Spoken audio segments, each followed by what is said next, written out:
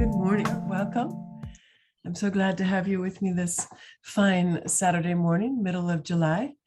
And it's beautiful to share in community the joys and the beauty and the genius, really, of Ayurveda. So, of course, you know who I am. I'm Laura Plum. It's great to be with you. We're here today to talk about Ayurveda and summer balance. So I've got just 12 slides. I'd like to start, if you will, with a little internalization. Let's close our eyes. And let's bring our awareness inward, first to the breath. And feel your breath, if you will, like a summer breeze. Summer breeze makes me feel fine. Excuse me, I'm still recovering. I'm just in the final phases of recovering from COVID, so I'm still got a stuffy nose. And but we can still breathe deep and full. One of the practices when you have COVID is to practice some pranayama, Kapalabhati or Bhastrika breath, to burn off the stagnation. But let's take a moment to breathe more of a summer breath, just deep and full, just feeling the breath like a breeze, flowing in and flowing out. Just taking those deep, full breaths, breathing your inhale just deep into your belly, feeling where the breath flows, where it moves in your body, feeling where your body expands as you breathe in.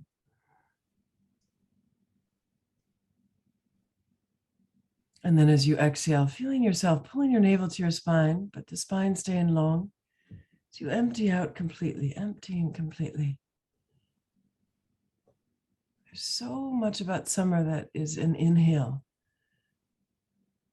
So let's also balance it with a long, slow exhale.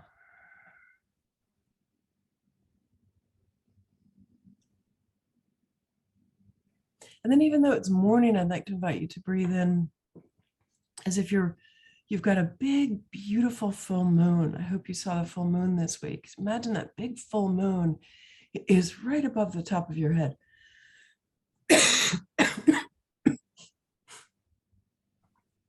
And as you breathe in, you breathe that moon in.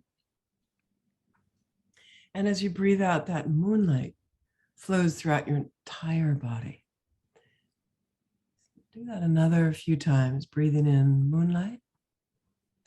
Moonlight is a silvery moon, a silvery light, a cooling light, a soothing light. So even though it's morning, we're going to bask in the glow of that silvery moon.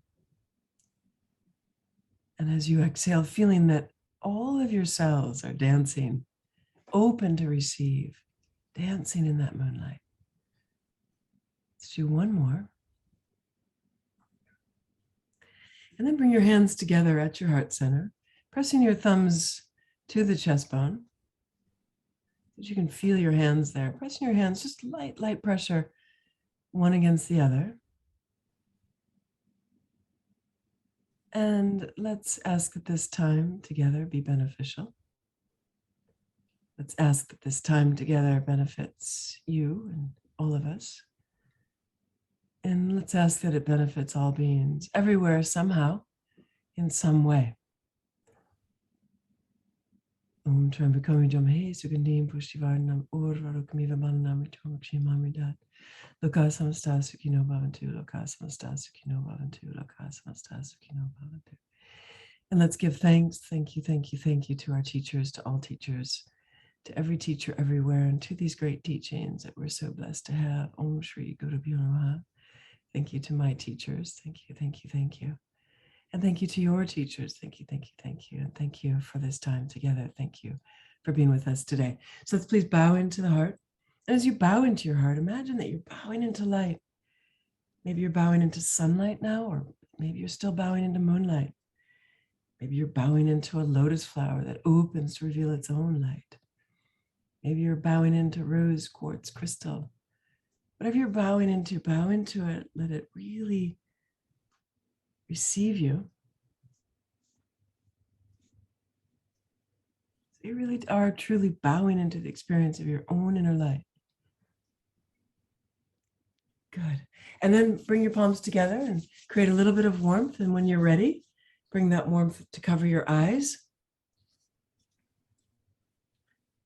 And then you can hold that over your eyes. receiving the healing energy of your hands. And then when you're ready, flutter your eyes open.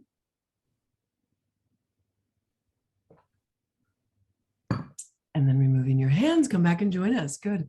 Again, welcome. Thank you for joining us this morning for a simple course on summer wellness. It feels like we're right in the middle of July. It feels like we're right in the middle of summer.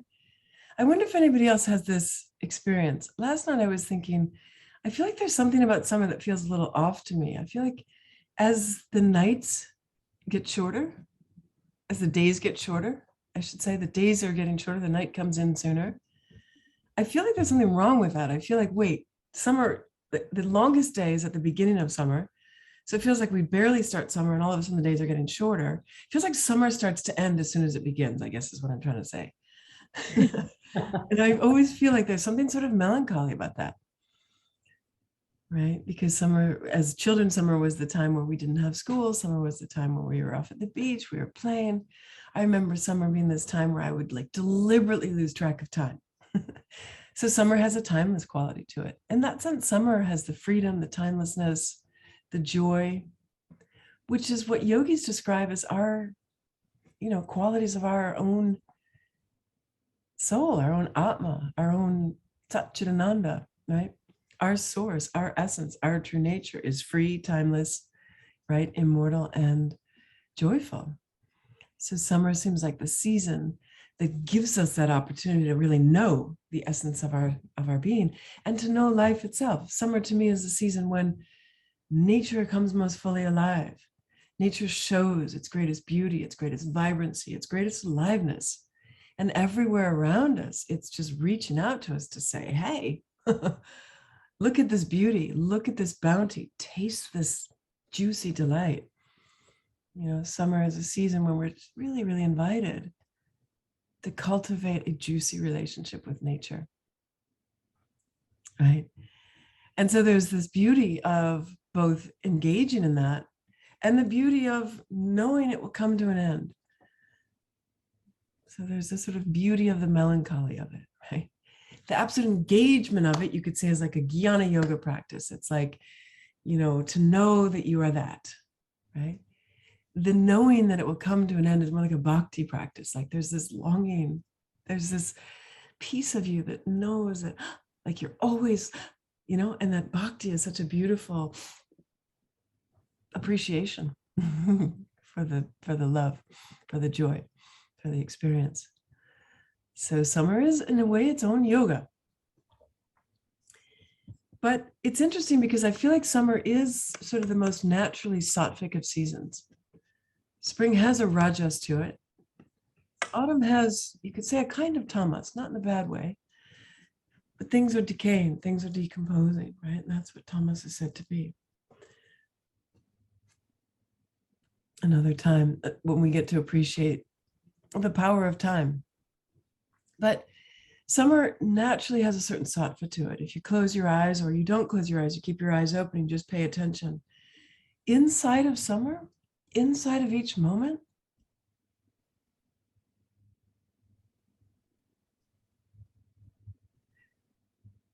that's so accessible, that peace, that, right, that quiet, that sense that everything's come into balance. Nature is ripe. Nature is ready for you. And this is what sattva means. Sattva means peace, light, balance. And yet, it feels like ever since the spring of 2020, we've been living through so much upheaval.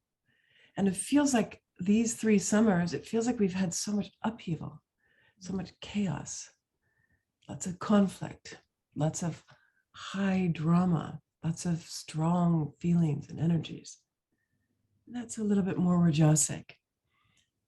So I'm here to share with you a few practices to get back to the sattva of summer.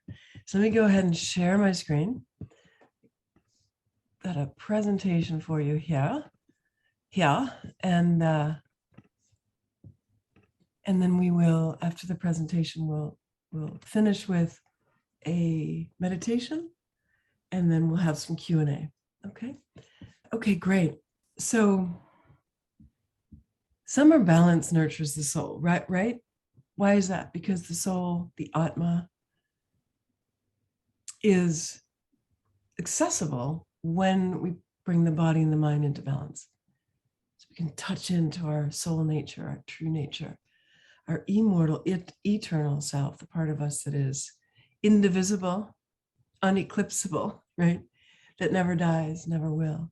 The part of you that you've been talking to since you were 5. If you've been talking to yourself, Cheryl, Jane, Mary, blah, blah, blah, blah, blah, that part of you that you've been talking to that hasn't aged, that isn't going anywhere.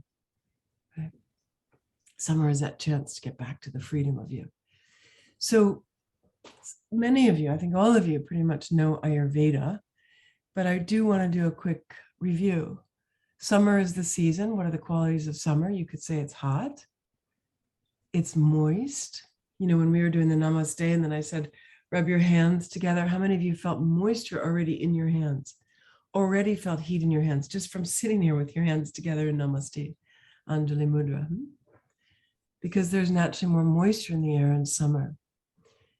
And that relates to Pitta dosha. There's 3 doshas that combine the 5 elements. The 5 elements are space, air, fire, water, earth.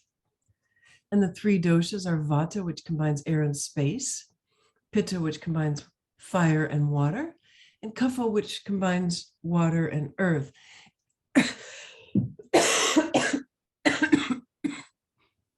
Excuse me. And not in equal measure. Typically, Vata is more air. Typically, Pitta is more fire. Typically, Kapha is more water.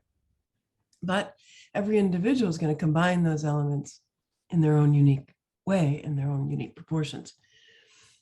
But typically, we think of Pitta as fire, and then there's some waters. It's just like summer. It's hot and it's moist.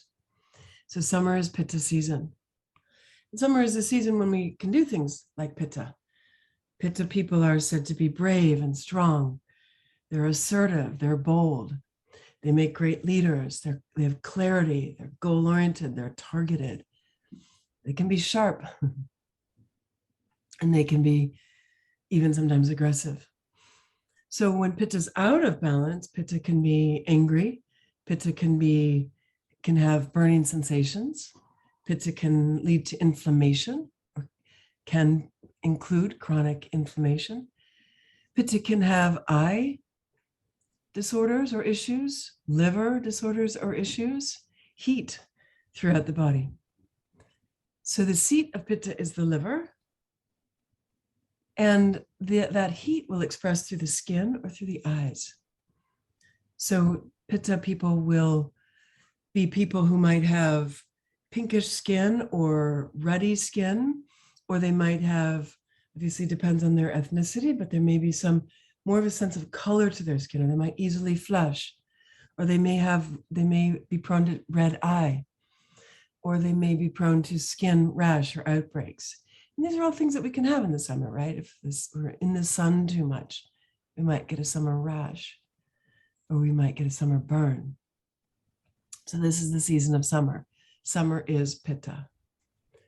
So one of the things that we consider with Pitta is that because they are fire, mostly with some water to hold it all in place, to give it grounding, that Pitta tends to have a really strong digestive fire. And that is the difference between a Pitta person and a Pitta season. Because of the heat this season, the body is trying to, your body is constantly temperature regulating. It's quite a beautiful thing to think about. Our distance from the sun is exactly perfect. And of course, we've evolved, right, in correspondence to the relationships with nature and the cosmos. But if we were, say, a mile to the right or to the left, east or south or west, north or south, we wouldn't be able to survive here on planet Earth because we wouldn't have the right temperature. And that temperature is based on how far we are from the sun. So we are in an environment that where the temperature does fluctuate winter to summer and even day to day, our body's constantly responding to that within a bandwidth beyond which we wouldn't survive. But within a bandwidth, right, we can survive in a place. For the most part, we've actually learned to survive in places that it can even be 20 below 0 Fahrenheit. But of course, then we're staying inside with blankets. We've managed to expand our range. But the body is keeping you at somewhere around 97, 98, right? No matter what the temperature is outside. Like, think about what a genius you are. But your body's constantly having to adapt. And so it's got its own inner engine that is constantly sort of air conditioning, cooling you or warming you. But that takes energy. So in the summer, your body is trying to keep you cool. And so it moves the heat of your body to your outer. We say to the extremities, but really we mean, let's say, to the periphery. So not just the extremities, not just your hands and your feet. So when we did Namaste, we could feel the heat in our extremities. But if you ever have any sort of light perspiration, light sort of sense of dampness, that's your body pushing heat out to get out through your skin, to get out through your pores, right? That's your body's natural. Can you guys just mute yourself, please? Thank you. And then we will do Q&A afterwards. I know some of you have just joined. Thank you for joining us. We're going to go through this presentation. I've got some practices for you. At the end, we're going to have a little meditation, and then we'll have Q&A. So just talking about how summer is Pitta, summer is heating, and there's moisture. And the body is seeking to cool you down, to keep you temperature regulated and right balance by moving heat in your body to your periphery. So for sattva, we talked about sattva is a word, a Sanskrit word that relates to peace, light, balance, ripe, a ripeness. You could say clarity. Sattva is a word that's really hard to translate. So if you guys don't mind just muting, there, I'm going to mute you. Thank you. So in the summer is a time, a season that usually naturally affords sattva. And all we have to do is sort of pay attention, spend time in nature, get up in the morning, have your cup of tea in your garden or on your porch or your balcony, take a walk in nature, take a walk along the beach, right? Sit with your feet dangling in the water, the riverside or the lake, right? And then we can feel nature just embracing us in its own sattva. So just that picture is a picture of sattva. Sattva is a feeling. Sattva is what we seek through Ayurveda, because sattva, any biological presence, any ecosystem, any living thing restored to equilibrium can naturally and spontaneously heal itself, regenerate. And in yoga, we seek sattva because when the body is in balance, then that is not only the ripe place, but the only healthy place for transcendence to occur. So in yoga, we want to have this experience of transcendence where our mind opens to the vastness of reality itself. But that comes also through sattva. Sattva is the necessary step or platform. You can think of it as a ladder. So we climb to that top step of the ladder. We climb to the top of the mountain. And from there, we open our mind to all the infinite. So sattva is an important part, whether it's Ayurveda or yoga, we're seeking sattva. So in summer, when there's more sunlight available, and what do we do when we're eating foods? Just had a chance to talk to Dr. Caldwell Esselstyn this week, an amazing doctor who's cardiologist at the Cleveland Clinic, still teaching and working there in his late 80s. And he's the one who has studied plant-based diets for people with cardiac disease. And he's shown that people who go to plant-based diet full on can heal and recover from high blood pressure, from different heart diseases. So it's pretty powerful. And it's a reminder, I keep thinking about what is it about plants, right? And he shows a picture of the endothelial layer of your arteries. And when you look at the endothelial layers of your arteries, just under the epithelial layer, it looks like the leaf. It looks like the structure of the leaf, the cellulose fibers of a leaf. And so it occurs to me when you think about the doctrine of signatures, when you eat plants, right? You're feeding the leaves, the leafy greens are feeding the same sort of idea that you want to have these leaf, right, structures through your arteries. So beautiful. And broccoli, is so good for your brain, right? And beets are so good for your heart. These foods that look like the organs of your body, so amazing. So in summer, well, we eat plants because plants eat sunlight. So let's think about that again. We eat plants because plants eat sunlight. And people who lived in the mountains of Nepal or high up in the, Alaska, they didn't have plants available to them for 6 months of the year, right? It's under the snow. So they ate animals because animals ate the plants that ate the sunlight. So they're getting the sunlight third degree, right? We talk about ghee, for instance, is a food substance that's been submitted to fire 7 times. So we're seeking to eat sunlight when we eat our meals, because what is the sun? It's warmth, right? It's light. Light is its own intelligence and genius, and it's life-giving. So in the summer, when we have already more sunlight, the body's able to absorb that sunlight through the skin, through the eyes. We don't need as much food. I don't know if you've ever noticed that. If you're just having a regular life, you might be less hungry in the summer. Now, if you're an athlete, if you're exercising a lot, or you're a brainiac and you're using your mind a lot, then your body will need more fuel, obviously. But just regular day to day, if nothing's changed from season to season, then generally in the summer we need less food. So we may be less hungry. Another part of that is that in the summer, when the body's trying to push heat out, I'm really feeling it. Heat is normally centralized, right? The interesting thing about heat is that heat rises, heat expands. The fire also draws inward. Fire draws in oxygen, right? Fire draws energy in. So the fire within us is said to be in the belly, so just beneath your rib cage.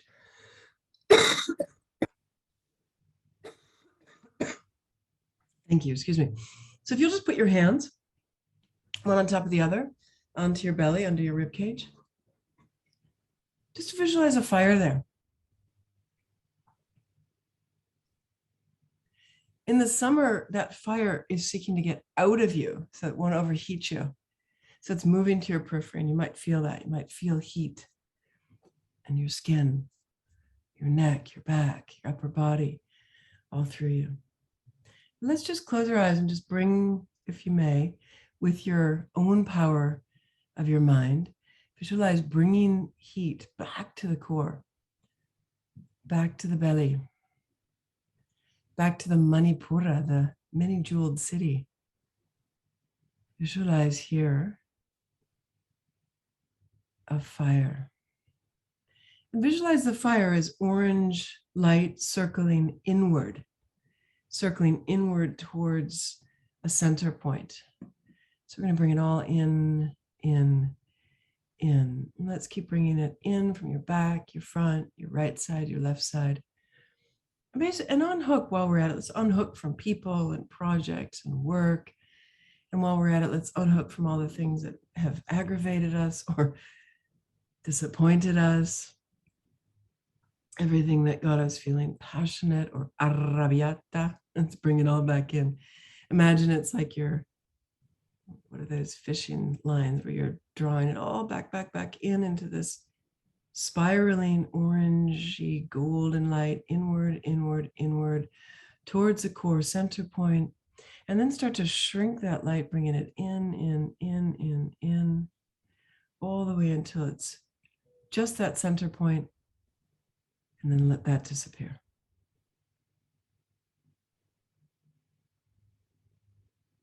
It's a nice practice to do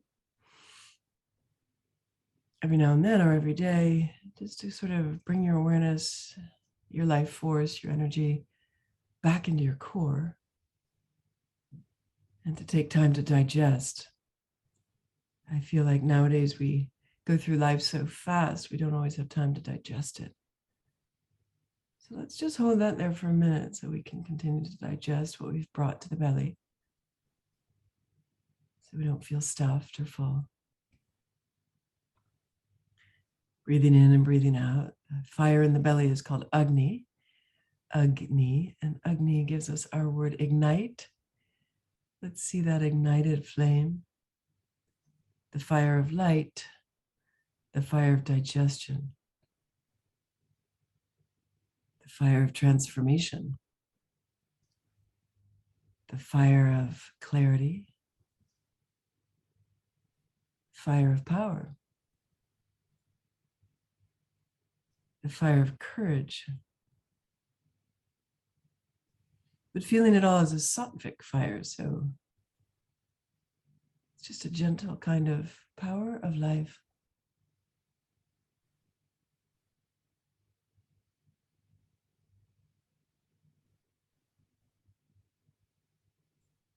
This kind of power knows that there's enough for all, there's room for all.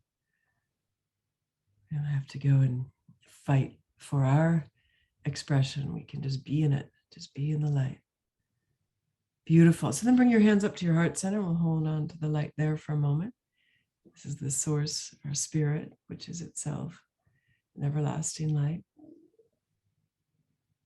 Beautiful. And then bringing your palms together, just bring it to your third eye.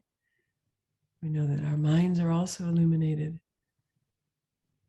And feeling ourselves digested, let's feel the power of those three lights within us.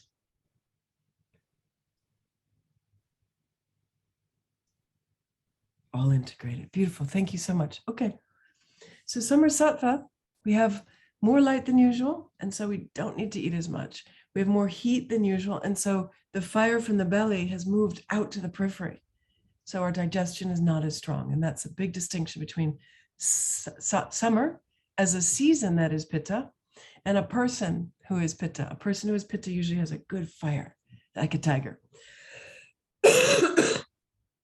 And good digestion, good appetite, and good metabolism. Somebody who is, or summer Pitta, we often, our digestion can be a little bit strained, a little bit weaker. And even we may feel generally depleted in the summer. Our energy may be depleted, our digestion may be depleted. Great. So Pitta, as I mentioned, the Pitta is in summer, we're looking for foods and refreshments and activities that are cool and soothing. Soothing is a word we use with Pitta. Soothing, just like shh. Right? Long exhale. We want foods and substances that are antioxidant because Pitta is prone to rest, oxidation. So we want antioxidant, liver loving, inflammation reducing, also reducing any sort of burning sensations, and skin loving. So anything that you've ever heard about that is good for your liver or good for your skin, it's probably reducing Pitta. And then finally, easy. So in the summer, oftentimes because of a certain depletion, because we may have been at the beach all day, because it's hot, we usually don't feel like firing up the stove or the oven. If anything, maybe we like to grill outside, right? Do things that are easy. So in the summer, in order to maintain sattva, we want easy. And the beautiful thing about summer is that farm to table is easy. When we get fresh foods, we pluck them straight out of our own garden, or we get them straight from the farmer who plucked them that morning, then the food is often ready to eat. And maybe it just needs a little bit of help, which is beautiful because late autumn, late winter, we need to cook the foods, the stored grains, right? The dried foods have to be cooked. But in summer, food doesn't need to be cooked as much. But there's a but to that. So whoops.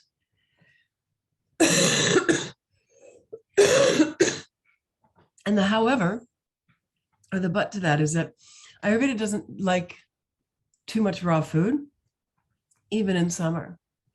And that is precisely because even in the summer, even though summer is Pitta season, oftentimes our digestive fire has been somewhat weakened simply because it's trying to push the heat out of the body in order to keep you cool.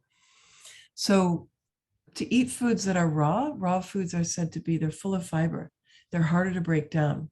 So raw foods are said to be cold. So there is that reason that we tend to seek raw foods because they are cooling, but they're also heavy and they're rough and they're hard to digest. So when we eat summer meals, what we want to do is it's okay to have some raw, but mix it with something cooked. Now some people are going to say this is a bit controversial. Let me be really clear about something. If your digestion is seriously troubled or impaired, everything should be cooked. But if you've got a good, decent digestion and it just happens to be summer, then it's okay to make kitchery and throw in some raw arugula and stir it together, or throw in some baby spinach and stir it together. And those leafy greens will get slightly steamed, being in that bowl with the hot foods, right? That's what I'm talking about. I'm talking about throwing in a handful of mint and parsley and dill and, that sort of a thing. I'm not talking about going and having a huge salad and everything is completely raw. Unless you feel like it and you do have strong digestion, then you can. So think about digestion as living on a spectrum. It's one thing that I realized I needed to start teaching, is that there's no absolute. Ayurveda is all about a spectrum.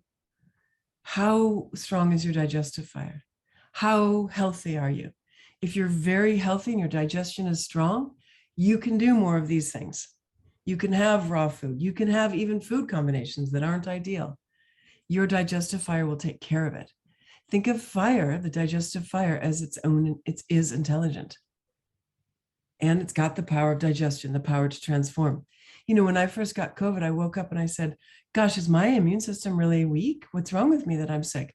When I tested for COVID and tested positive, I said, no, my immune system's strong. And I kept telling my body, you're strong, you got this, right? Your digestive fire is strong and it's smart and it's got this, right? But if it's a little bit needing your help, if it's a little bit impaired or weak, thanks to stress, thanks to too much heat, thanks to whatever it might be, COVID, then we need to be more gentle with it. So it's all about a spectrum. And so many times when I get questions from people or I get, attacks from people, it's because they've learned this one rule and it's absolutely this rule and it has to be that rule. And the fact is, it just depends.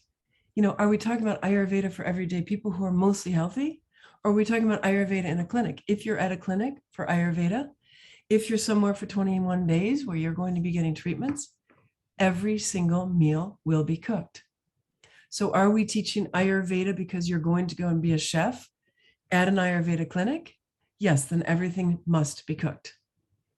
But if you're an ordinary healthy person, as I think you might be, I don't think anyone here is calling in from a clinic, and it's summertime and you want to be able to enjoy the beautiful bounty and tastes of summer.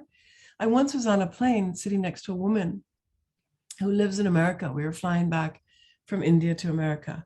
And she was an 80-year-old. And the steward came to this woman and said, my God, you are so beautiful. Can you tell me what is your secret to this woman? 80 years old, beautiful, as classic beauty as ever. And she said, my secret is I'm from Persia. My family's from Persia.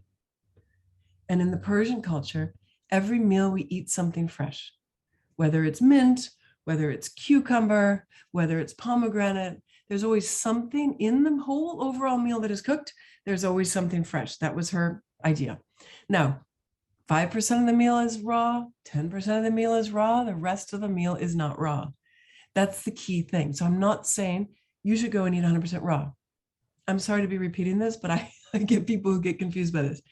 So some foods in the summer are more digestible even in their raw nature. And again, I want to make the distinction here. In the spring, think about the foods that come up in the spring.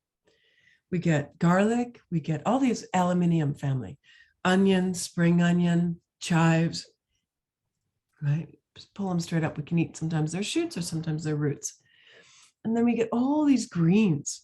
We get all those brassicas that come up in the summer, kales and cauliflowers, right? And we get cabbages and we get spinach and we get dandelion and we get collards and we get greens that are pungent and or hearty. They're hard to digest. Spring greens are here to purify you. So they're heating and they have to be cooked to be broken down. So you can massage your kale and then cook it. But if you think about summer greens, you get like butter lettuce, gem lettuce, iceberg, summer squash. The summer foods are much more watery, right? To balance the heating nature. They're cooling, they're refreshing. Cucumbers, they could be crunchy, zucchini, crunchy, right? Crunchy cooling, refreshing, juicy. Even the fruits of summer, stone fruits, melons, are juicy. So there's a lot of water to help us replenish.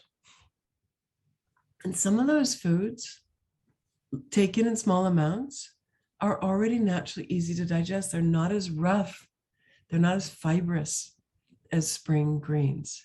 So let's be clear, if you're getting fresh foods that are grown in your local area in the summer, then those foods are already easier to digest than foods from the other seasons.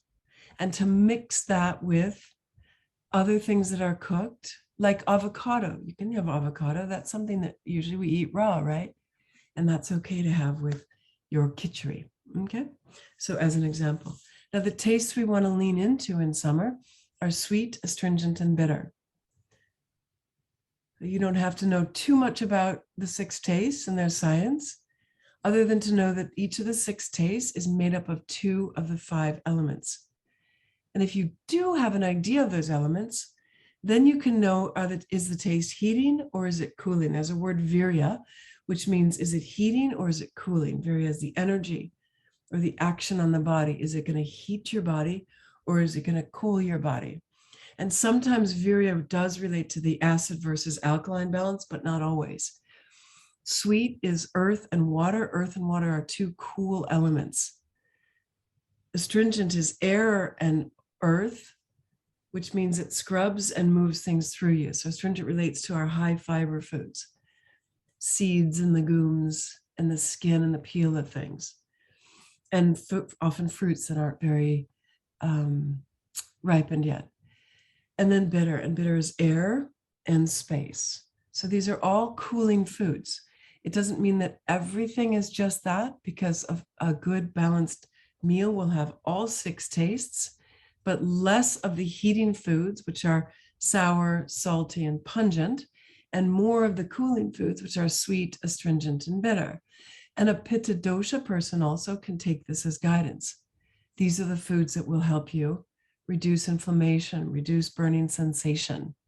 And I have some recipes for you. I'm not going to just leave you with this abstract idea.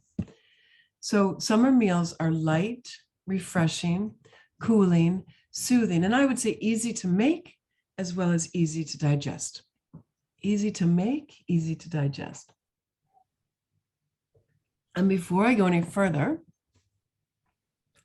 my blog, food-alovestory.com, has lots of summer recipes. So, of course, we're all familiar with our barbecue. We can,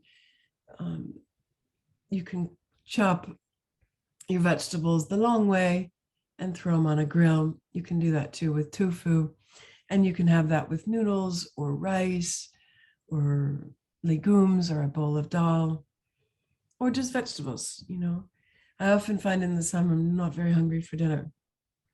I think it's great for you all to think about that. Summer is also a season when, you know, Ayurveda doesn't favor too many smoothies, especially because often people are having smoothies as a breakfast. And breakfast is a time of day when the digestive fire might be a little weak. So we don't want to put cold or raw onto a weak digestive fire. It's just like putting cold, wet logs on a low spitting fire. But in the summer, especially waiting until about 10 o'clock, a smoothie that is not made with ice, that is not cold, right, which may have some protein and which may either just be fruit or it might be just, you know, I have a really great protein powder that I've started to do recently. I was not a smoothie person for a long time just because of what Ayurveda says about it. But finding that I do need a little extra protein, that's been really helpful. It's vegan protein, and it's got lots and lots of good greens to it. And I have that with coconut water in the morning. And that's quite delicious. I also add some turmeric to that and some different spices. Easy to make. Don't have to fire anything up. And then this is lunch. And then dinner, hardly anything. I'm not hungry at dinner time. I don't know about you guys. But a list of summer foods, for instance, summer squash, like zucchini, like yellow squash, like those button squash. And squash is a big food in the Ayurveda pantheon. And if you do go to a clinic in India where you're served Ayurvedic foods, most of your vegetables, almost all of your vegetables are going to be a form of squash. Butter, what am I saying? Bitter gourd is a good example. Snake gourd is another example. Pumpkin squash is another example of different kinds of squash foods. They're very watery. They're very easy to break down. The fiber is there, but it's easy for the digestive fire to take in and assimilate. So as I said, buttery greens, butter lettuce type thing. And I love peas. Peas are more of a summer food, but I love peas in the summer because they're so high in protein, great fiber, great greens. So I've got this recipe that I made yesterday for you. And this recipe looks like it's a noodle pasta recipe, but it's actually those noodles that you're seeing are zucchini noodles. And you could also make the noodles out of a cucumber. So you could make zucchini or cucumber noodles or a mixture of both. And up here by the fork, you can see the skin of the zucchini, the green. And I mixed it with some rice noodles. You could also mix it with buckwheat noodles. Rice is a grain that is very cooling. It's got a lot of B vitamins, all of them except B12. So it's excellent for depletion if we feel tired. It's very, very great. Buckwheat is also a great summer. Buckwheat is actually not a grain, to be honest. Millet is excellent, very astringent, very excellent for Pitta dosha. And quinoa is also a good grain for summer. These grains are lighter and they're balancing for Pitta dosha. So the foods to eat, I look for summer squash, leafy greens, your buttery greens, your light and easy to digest, juicy greens, your cruciferous vegetables. And then I mentioned rice, buckwheat, millet, also all legumes. So you keep your protein up and your fiber up. Legumes are astringent. Pumpkin seeds, sunflower seeds, all seeds are also astringent, great for protein, great for fiber. Seeds are like putting earth on a fire. So it helps to put out the fire. Seeds are really excellent. That could even be dinner, a handful of seeds. Watch the salt is heating. Stone fruits and berries, melons, all tropical fruits, bananas, papayas, mangoes, and coconut. Coconut oil is a good oil. If you use oils, reduce the amount of oils you use in the summer. And then lime is more bitter and lime is actually cooling. So of the citrus, lime is best for summer. And of course, a great thing for summer is to make a big pitcher of water, squeeze in some lime, throw in some mint leaves, and add a dash of pink salt, because pink salt, even though sodium is heating, pink salt has 88 trace minerals, and the minerals, apart from the sodium, are cooling. So it's got magnesium and potassium and manganese, copper, and a little bit of iron. So you definitely want to add a little bit of salt. Also, because we do perspire in the summer, right? And losing perspiration, the Ayurvedis felt that we were losing blood. And that's why it's so depleting. Summer, when we perspire, is so depleting because we're actually losing life force, vital life force. So when we want to drink something, you could add strawberries, you could add watermelon. You want to drink water that is more than just water. It's more than just H2O. You want it to have a sort of thickness to it. You want it to be able to replace the vitamins and minerals that you're losing when you perspire. So a little bit of salt, a little bit of lime, some mint to keep it cool. And if you want, you can add any favorite fruit of yours. Okay, and then herbs. The herbs, aromatic herbs of summer are cooling. Particularly mint is the most cooling of all. Cilantro is very cooling. Dill is very cooling. You could even add some basil, which is not cooling, but it's quite delicious and it helps with digestion. So here's my summer noodle bowl. If you are interested in this recipe, go ahead and take a screenshot.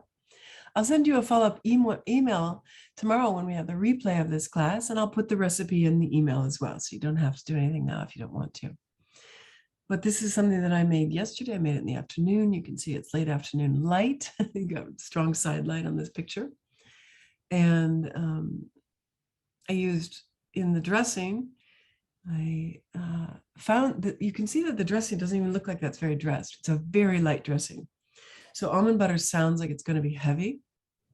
If you have more vata dosha to you, you could double the dressing or at least double the almond butter, but just 1 tablespoon of almond butter with all that lime, amino, and apple cider vinegar. It's got a lot of the sour taste, right? So it's got digestion boosting sour taste in the dressing. And it doesn't make a lot of dressing. So when you stir it all together, and I just didn't really give you a lot of quantities in terms of making it. The dressing was enough dressing for that bowl, right? So if you were going to make it for 2 people, you might double the dressing. And in terms of the lime, I used half a lime when I made the dressing. So first you zest the lime, and then I squeezed in half. So half a lime of zest, half a lime of juice. Squeezed in with the almond butter, you add the apple cider vinegar, you add the coconut aminos, and it will break down the almond butter and make it easy to stir. At the very, very end, I added the veg broth and the olive oil, and you can add a little bit of salt. I have a lovely herb salt, an Italian herb salt. So it has a little bit of black pepper, has a little bit of sage. Sage is very much an autumn or winter herb, and it has a little basil. I just love add that to most things. You could also add a pink salt or a citrus salt, whatever good healthy salt that you have. So add all that together, mix it up. Then what I did was I like that Lotus brand of rice noodles, and it's a kind of rice noodle with bamboo. Anyway, I just took one. It's like if you have ramen, it's not one package, but it's one dried piece full, let's say. I boiled that. So it made enough for 4 people. It made a lot of noodles, especially once you add the zucchini noodles. And I added 2 handfuls of zucchini noodles. And then I added, I would say, half a cup of peas, stirred it all together. First, I stirred the noodles in the dressing, and then I added the zucchini, added the peas, added the fresh dill. I would definitely add mint to this. I thought last night it needed mint. And then I squeezed the other half of the lime over this bowl. This bowl got the whole other half of the lime. It was very limey and delicious. And then pumpkin seeds on top. Those are raw pumpkin seeds. I didn't do anything to them. They're not pepitas. They're not roasted. They're not salted. They're just raw. Now, you could soak them. You could toast them, and that would be even better. But they were delicious just as they were, nice and crunchy. And this is a really refreshing salad. So it's served at room temperature. It's not hot. It didn't heat me up. It didn't take a lot of heating. Just the rice noodles take 5 minutes to boil. That's all that had to be cooked. But it's that combination of something cooked and something not cooked. And cooking, then tossing the rice noodles with the dressing and then with the zucchini, so the zucchini gets very slightly steamed in the heat of the rice noodle. Peas are cooked, very slight cooking, just brought them to a boil and turned it off and drained them. Okay, so you can see here we've got something cooked, something not. Totally delicious. And raw should always be eaten at midday. So I made this in the afternoon because I have COVID. I'm not going to the market. I had to order the food in. It took that time to get there. But this would be ideally for all of us to be something that we have midday. Midday is when your digestive fire is strongest. Lunch and dinner is when your digestive fire is weakest. So we always say if you are going to have anything raw, if you are going to have anything heavy, dense, hard to digest, make sure you have that at lunchtime. All right. I'll come to questions at the end. I have another drink for you, another recipe for you that I really want you to have. This drink is so cooling. If you are Pitta, be sure to get a copy of this drink, right? If you are somebody prone to heat or burning sensation or inflammation, this is a great drink for you. This is a great Ayurvedic drink. And I've got over on the side below the picture of the cilantro, other things I'll talk about in a minute in terms of how to make it even more potent. But the basic idea here, the basic idea from Ayurveda is just cilantro and water. For me, cilantro is super bitter. I didn't grow up on cilantro. I'm not really accustomed to the taste. I like it. Cilantro, by the way, in most countries is called coriander leaves, right? The seed of cilantro is called coriander. We toast coriander or grind coriander and use that in our foods. It's said to have a neutral virya. So it's great for vata, great for pitta dosha. And you can take your coriander seeds, if you've got coriander seeds because you bought them as a spice, you can soak them in water for a day and put them in the ground and they will grow you cilantro. And if your seeds don't grow you something, then they're not alive, right? I love that idea that when we work with our spices, we're taking something that has a life force to it. So coriander leaves or cilantro, whatever you call it, you can take the whole leaf and the stem. So all you need to do is just make sure that you just wash them, make sure it's very, very clean, put the whole thing, or you can twist and take off the hard, more hardy stems, put that in your compost and take the rest of it and put it in the right blender. So the nice thing about it is you don't need A lot of fuss, no time. We love no fuss in the summer. Put the whole thing in your blender and add either water or coconut water. Again, I like coconut water because sweet balance is better. And you can squeeze in a little bit of lime. You can also zest a little bit too if you want, and then just blend it and blend it until there is no fiber left. It's just pure liquid. So that might be 2 to 3 minutes on a high strong blend. Okay, and then you strain it. And don't toss the fibers that stay in the strained colander. Keep that, but strain it and then sip it. And then if it doesn't taste, if it still tastes too bitter, add more coconut water. So it's a handful of cilantro and a cup of coconut water, or it's to taste. But a handful of cilantro is what you want. And it's so good for reducing pitta. It's so good for feeding the liver. It's so good for the skin. And cilantro has been shown to help reduce heavy metals from the body. So it's very, very purifying. Now, with the fibers that get strained off, you can squeeze that and put that on any part of your skin that might have a rash or eczema or some part of your skin that is coming up with, let's say, some acne. It makes a great poultice for heat, for a heat sort of inflamed situation on your skin. So you can use them both the strained on the external body and the strained liquid in the internal body. If you add aloe, it's going to be that much more cooling and that much more purifying. You could also add coconut milk and make it a thicker drink. You could add apple, put in some apple and also make it thicker. Apple is great for removing whatever the cilantro brings to the organs of elimination. And apple has the pectins that will bind and move that out of the body. For that, at that point, you could also add flaxseed or chia seed or charcoal too, which will help with that removal. Pomegranate's a very cooling fruit. And then that's in terms of the cooling. All these things that I've added here are cool, both cooling and cleansing. Okay, chlorella is another good one to really up the purification, flaxseed for elimination. Remember flax, chia, pumpkin, sunflower, seeds help with elimination. It's earth to your fire. Okay, so that's a wonderful one. And finally, I wanted to give you some breath practices. Left nostril is said to be the lunar nostril, relates to the lunar channel of the body. So you could just do, if you're feeling angry, if you're feeling impatient, if you're feeling stirred up, if you're feeling just physically hot, you can just take your first 2 fingers, tuck them into your thumb of your right hand, and take a deep in-breath. And then as you're ready to exhale, just close your right nostril and breathe out your left nostril. And then inhale left. Just going to stay here the whole time. Exhale left. Try to lengthen the in-breath and lengthen the out-breath. So we'll do that 2 more times. You take a nice, deep, long, even and smooth inhale through the left nostril.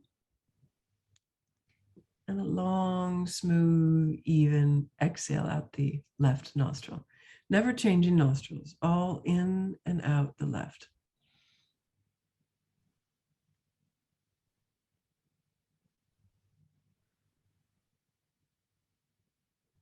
On your last one, you can inhale left and exhale right. Just for a little bit of balance there. Now that might make you feel a little sleepy because the moon comes out at night when we're supposed to go to sleep. So, you want to do it at the right time, but it's calming, soothing, and cooling. The other thing is that the exhale is said to be balancing for Pitta. So people who are aggressive, assertive, powerful, energized, athletic, very going strong, you might notice that there's inhale is what's emphasized. So let's try that for a minute, just to balance out that left nostril breathing too. So inhale and exhale, inhale and exhale, inhale and exhale. You can feel your heart, right? We just did that 3 times and already I feel it. Do you feel it? Your heartbeat is going. Get the energy going. It's energizing. So then if we focus more on the exhale, then it's going to be the opposite. So we're going to do this 1-2 breath. The inhale will be a count, and the exhale will be twice that count. I'm just going to aim for a count of 5. We're going to inhale, let's say 4. Let's start with 4. We're going to inhale for 4 counts, and we're going to exhale 8 counts. Now you can do it at your own count. So if you inhale 4 and that's too short, go to 5 or go to 6. But remember, you're going to have to make the exhale twice. So if you go to 5, exhale has to be 10. If you inhale 6, your exhale has to be 12. I'm going to guide with 4 and 8. Okay.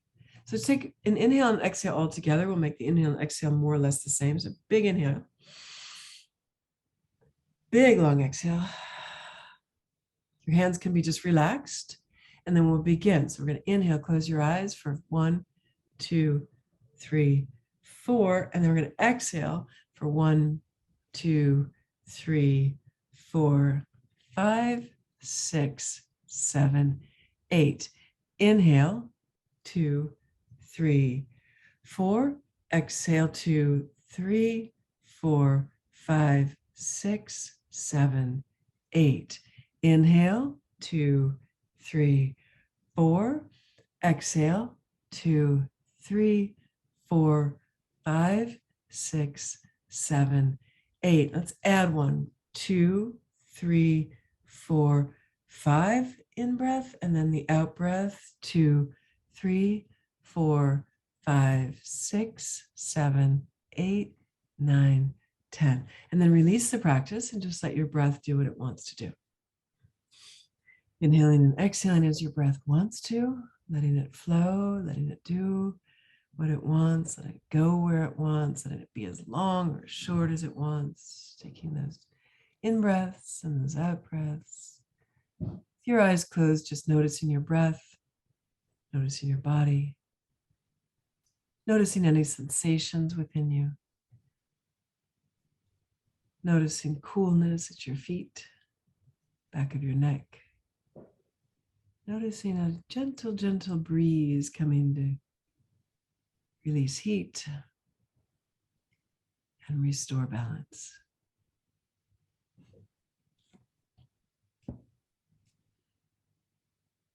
Beautiful. Okay, you can open your eyes. If you feel like it, you can put in the chat box what these 2 breaths, what you've noticed. Did you notice the left nostril cooling or calming? Did you notice the focus on the exhale cooling or calming? Now, the thing about the breath practices is that these are true pranayamas, especially when we're going to do the next thing where there's a kumbhaka, where there's retention on the breath. So before we go to the next one, I want to just really give this word of caution. Controlling the breath can create pressure. And pressure can create heat, or pressure can create fear or anxiety. So I don't want to create that for you. Pressure can also create more pitta, because pitta can like to control things. And so we can get a kind of tight, intense sense of, I've got to control this, I got to do this. And we're not looking for that. We're looking to release that tendency, right? When we're seeking to reduce pitta. So what we're going to do next, I want to invite you to do it with a sense of ease and a sense of release and a sense of flow and a sense of being soothing and comfortable in our bodies. And if at all it doesn't feel that way, then just let it go. Okay. So these will only be cooling and calming and soothing if we're doing it in the spirit of letting go. Okay. Of being like the ocean, just a wave that rises and a wave that releases. Being like the wind that just comes gently in and gently flows on by. Okay. The next thing that we're going to do, which is also said to be more of a cooling practice, is when we hold the breath out after the exhale. So the inhale and the exhale can be the same length, but we're going to pause after the out breath before we breathe in again. Pranayama, pranayama. Yama is to control or to limit the breath, to consciously, like the breath is usually breathing us, right? It's an unconscious, sort of one of the many things that the body is constantly doing, as well as heart beating and pushing life force, life, vitality, nutrition, and nourishment throughout the body, right? The brain is always managing your nervous system. It's pretty amazing. You're constantly cleansing and nourishing your body. And the breath is one of those things. The autonomic nervous system is managing all of these subtle but essential, life operations. But when we bring consciousness to our breath, right, that's the beginning of yoga. To bring the mind and the prana together, the manas and the prana, the mind and the breath, the ram and the sita come together with Hanuman, awareness and devotion. So bringing awareness to the breath is a pranayama, and controlling the breath actually, in a way, expands our life force. Isn't that amazing? Control of the breath strengthens, increases, and expands our life force. So this is a great exercise in that kind of control. So what we're going to do now is we're going to inhale 5, exhale 5, and hold. And I'm going to start by holding for 2, and one by one we'll go to 3, and then we'll hold for 4, and we'll finish by holding for 5. Okay, so let's close our eyes. And just ask your body, is this a practice that I am ready to do? Is this a practice that will be beneficial for me? Or is this a practice that I should sit out? Honoring whatever answer you get. And if you're going to sit it out, you can just keep your eyes closed and just feel your breath breathing you and feeling the sensations in your body. And if at any point you want to open your eyes, please do that. Those of you who are going to join me, we'll take an inhale and an exhale all together. So breathing in and breathing out. Then we'll begin to count the breath. The inhale is 5, inhaling 1, 2, 3, 4, 5, and exhaling 5, 4, 3, 2, 1. Hold the breath out for a count of 1, and then inhale.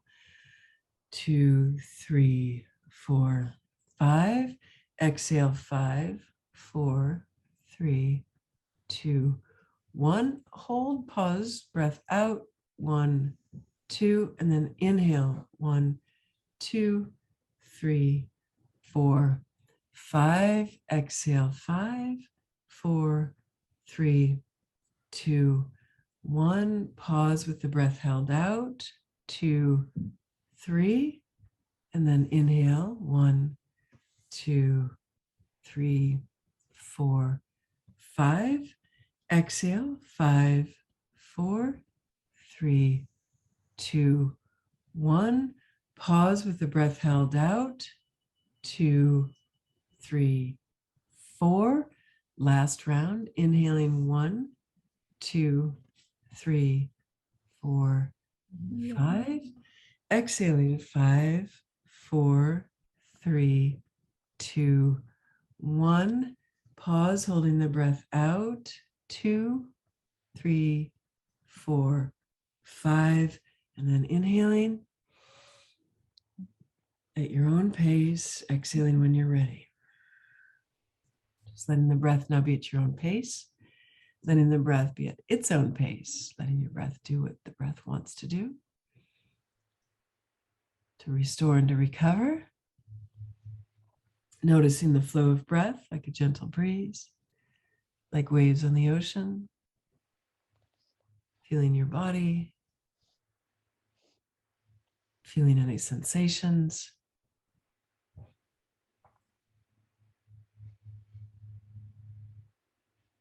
Right, so the cooling elements are water, air, and space. So notice if you feel your body cooled by ocean waves or a sense of watery flow,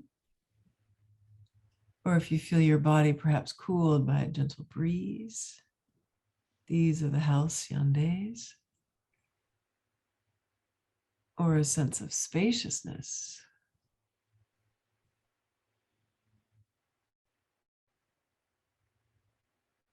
Allow yourself to feel what you feel. Notice what you notice.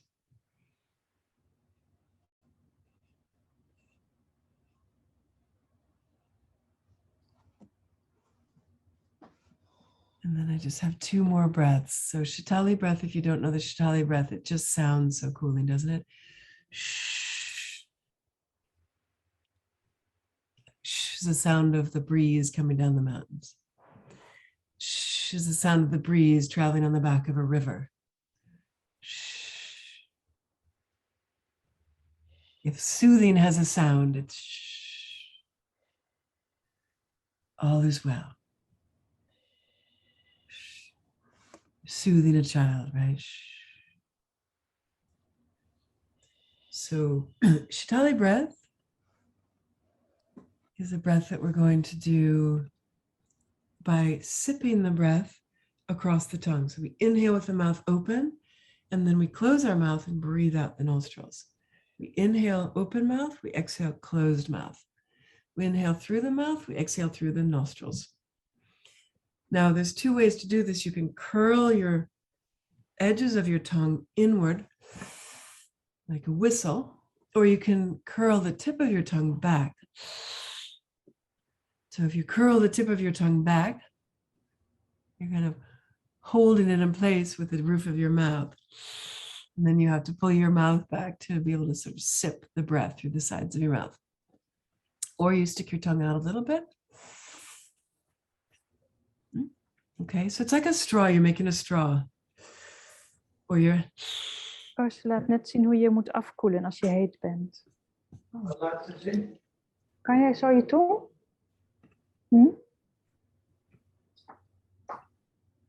That's a beautiful language, whatever it is. I'm going to mute everybody. Everybody is now muted, and I hope everybody's muted. Okay, so we'll just do this again for 5 breaths. Either your tongue, you're making a roll by bringing the sides in, or by bringing the tip of your tongue back. And then let's do it with our eyes closed.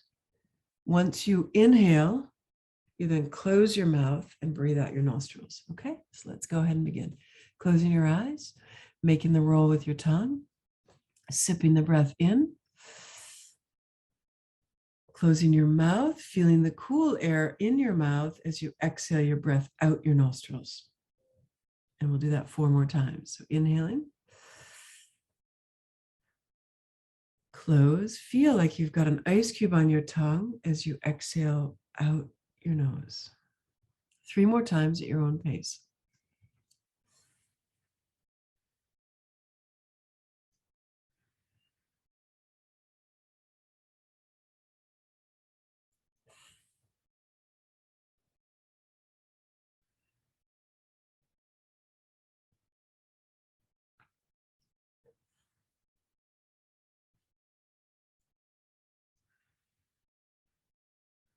And if you've done 5, then you can just keep your eyes closed, breathe now, inhaling and exhaling through your nostrils.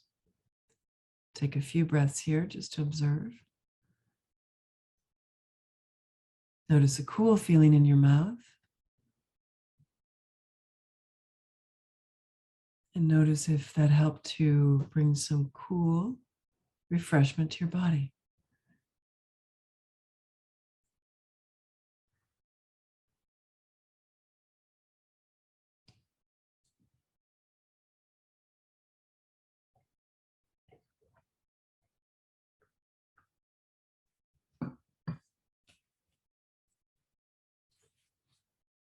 And stay here with your eyes closed. Let's just do some deep breathing.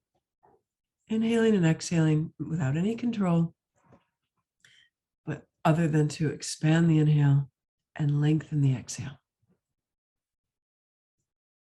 And just as shh, the sound shh is very soothing. The bija, shreem, is cooling. Shreem is the bija for the moon. The bija, seed mantra for the moon. The lunar nadi, the lunar channels and energies in the body. So now we'll just do some breath with mantra, inhaling with the silent mantra Om, and exhaling shrim. So this is done silently, mentally. As you breathe in, imagine you're growing a big Om in your belly, ribs and chest. And as you breathe out, shrim, imagine moonlight flowing from the top of you as a mountain down into the valleys of your being. Om, growing a big Om in the belly. Exhaling shrim is moonlight that flows from the top of the mountain, down the mountain and into the valleys. Om, inhaling. And shrim as you exhale.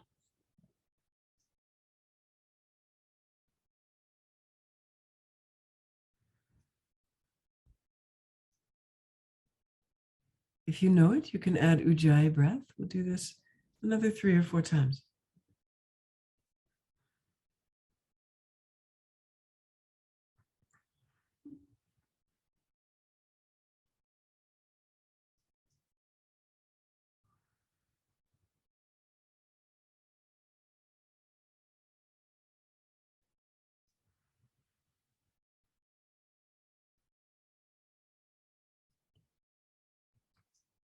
Last one.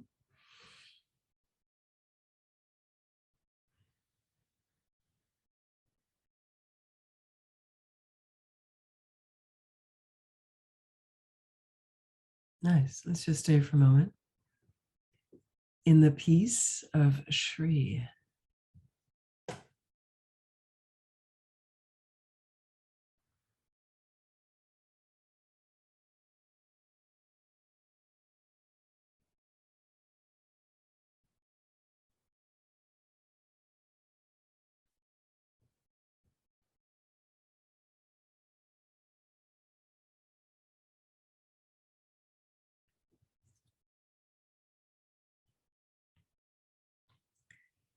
Nice. And then please bring your hands one on top of the other onto your heart center. And visualize that your lungs are like the picture, full of flowers, full of beauty. Each flower petal opening and blossoming and dancing in the wind. The wind of each breath, the flow of prana to your lungs receiving this life energy and this beauty, this cooling, refreshing flow, and then sending it out throughout your body. So your whole body is like a garden of delight. Let ourselves be like summer's bounty and beauty. Breathing that in and breathing that everywhere within.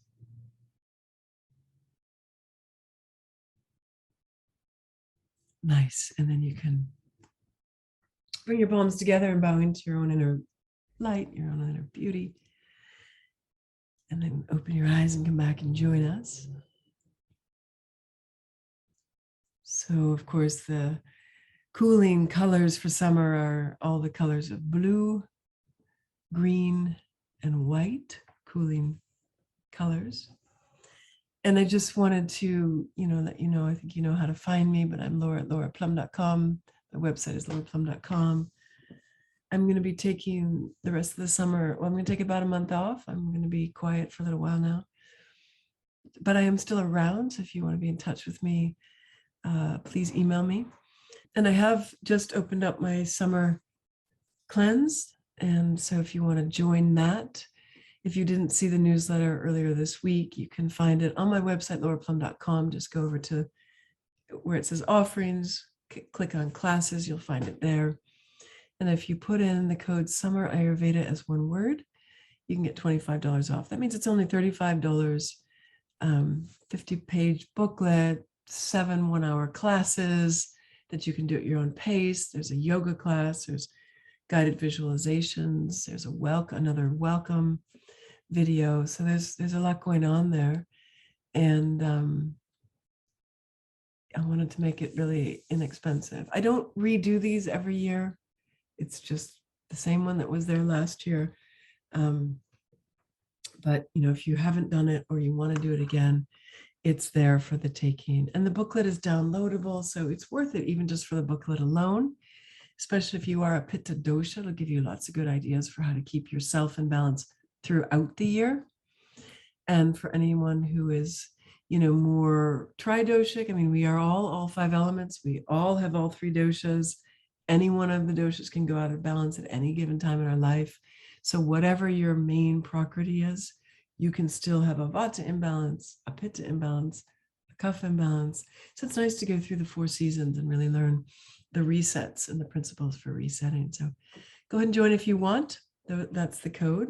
And beyond that, that's my presentation for today. So I'm going to stop the share and let you know again that I'm so grateful to you and give thanks to our teachers. And truly the great blessing of my life has been that I have been so fortunate to have such great teachers. So I'm really, really honored that you're with me today.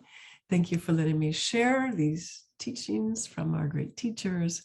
And I'm here if you have any questions. And, I do these things for free in case there's anybody who does have a specific question relating just to you. I would just ask that you wait till the end. And then if you want some counsel, we can try to address something personal. But let's start with some general questions in the beginning, okay? So that would be relevant to everybody. Okay. Thank you, Meda. Oh, that's very sweet. I appreciate that. You're so sweet. It's very sweet. Okay, thanks, you guys. Thank you, Melissa. And okay, so a great breathing practice for COVID, it's a great question, is the opposite of what we've been doing. So with COVID, you've got stagnation. Well, you've got a lot of mucus, and you want to have that mucus because you're trying to, clear the channels. You're trying to clear the respiratory channels. So with COVID, we lean into salt, right? Remember I said salt is heating. So salt combines fire and water as its elements. So we're doing lots of neti wash. I was doing neti wash 3 times a day. I'm gargling with salt and turmeric 3 or 4 times a day. And then you're eating foods like miso. Some of the foods are a little bit more salty. I remember on the very first day of having COVID, before I knew I had it, I was craving salty taste. I was eating like lots of olives. I was really wanting salt. And it's because it'll help produce more mucus, and that'll help to wash things through. So that's okay. Obviously, we don't want to overdo it, but it's okay just during COVID. You're really wanting to build the fire as well. And it's summertime, so I was really not interested in gingers or cloves or some of those spices that we have a lot more of in the autumn and winter. Instead, what I was having for tea was tulsi tea, and then building the fire within with Kapalabhati breath or Bhastrika breath. So this is not a summer practice, but I will walk through it with you in case you get a summer cold. You want to fan the flames, so to speak, right? And think about it, you're working the belly and heat rises. So it'll rise up into the lungs to help to clear that. We don't want to take a NyQuil, for instance, because that suppresses. We want the mucus, but we want the mucus to flow out, to grab the virus or to grab the foreign invaders and to wash them out. So with Bhastrika, let's do that one. You can take your hands and put them on your belly. You don't have to touch the fingers. They can be a little bit separate. Think about your belly as being, what are those things that they used to use to fan the flames? Think about that. You're a bellows, right? It's called bellows breath. So your belly is like a bellows, and you're going to inhale and you're going to exhale. And as you inhale, really expand your belly. And as you exhale, draw your navel to your spine, really strong. So it's through the nose, inhaling, and then through the nose, exhaling. Now, of course, you may notice, you want to keep a tissue close by, because you may notice you also expel mucus from the nose. That's good. So we want to inhale and exhale. And the inhale and the exhale are the same length. So the distinction is Kapalabhati is mostly inhale, and we exhale, exhale, exhale, right? But this one, we're going to in, out, okay? So let's do this together. We'll do 8 breaths. That's a very short amount, but we'll just do 8 to get started. So let's close our eyes. Take a full in breath and an out breath, normal. And then start.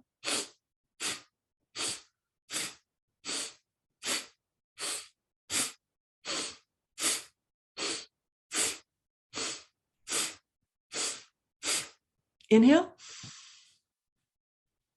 And normally exhale. 2 more times. Normal in-breath. Normal out-breath. Just noticing what you're feeling. Last one.